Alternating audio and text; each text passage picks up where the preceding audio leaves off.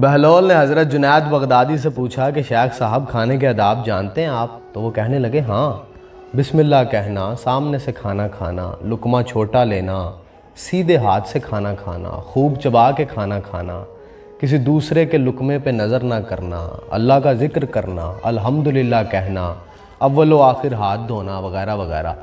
تو بہلول نے کہا کہ لوگوں کے استاد ہو اور خود تم کھانے کے آداب نہیں جانتے، اور اپنے دامن کو جھاڑا اور وہاں سے اٹھ کے وہ آگے چل دیے۔ جنید بھی پیچھے پیچھے چل دیے ان کے۔ تو ان کے شاگردوں نے اصرار کیا کہ سائیں وہ دیوانہ ہے، لیکن جنید ان کے پیچھے پیچھے۔ تو جہاں جا کے بہلول بیٹھے وہ پھر وہاں پہ پہنچے اور جا کے سلام کیا دوبارہ۔ بہلول نے سلام کا جواب دیا اور پھر سے پوچھا کون ہو؟ تو انہوں نے کہا کہ جنید بغدادی، جو کھانے کے آداب نہیں جانتا۔ تو بہلول نے پوچھا کہ اچھا بولنے کے آداب تو جانتے ہوگے نا؟ تو پھر وہ کہتے ہیں کہ متکلم مخاطب کے مطابق بولے، بے موقع، بے محل اور بے حساب نہ بولے، ظاہر و باطن کا خیال رکھے۔ تو بہلول نے کہا کھانا تو کھانا، آپ تو بولنے کے آداب بھی نہیں جانتے۔ بہلول نے پھر سے دامن جھاڑا اور تھوڑا سا اور آگے چلے گئے، جا کے بیٹھ گئے۔ شیخ صاحب پھر وہاں پہ جا پہنچے اور جا کے پھر سلام کیا۔ بہلول نے سلام کا جواب دیا اور پھر سے پوچھا کہ کون ہو؟ شیخ صاحب نے کہا میں جنید بغدادی، جو کھانے اور بولنے کے آداب نہیں جانتا۔ تو بہلول نے پوچھا کہ اچھا چلو سونے کے آداب بتا دو۔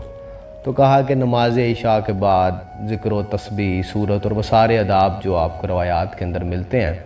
تو بہلول نے کہا آپ تو یہ بھی نہیں جانتے۔ تو پھر اٹھ کے آگے جانا چاہتے تھے۔ جنید نے جلدی سے دامن کو پکڑ لیا اور کہا کہ جب میں نہیں جانتا تو بتانا آپ پہ واجب ہے۔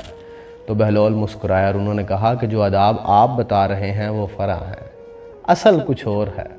اصل یہ ہے کہ جو کھا رہے ہیں وہ حلال ہے کہ حرام۔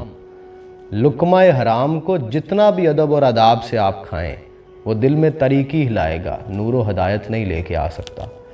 شیخ صاحب نے کہا جزاک اللہ۔ بہلول نے کہا کلام میں اصل یہ ہے کہ جو بولو اللہ کی رضا و خوشنودی کے لیے بولو۔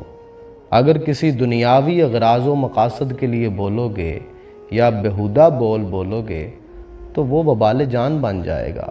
اور سونے میں اصل یہ ہے کہ دیکھو، دل میں کسی مسلمان کا بغض لے کر یا پھر حسد لے کر یا پھر کوئی کینہ پال کے تو نہیں سو رہے۔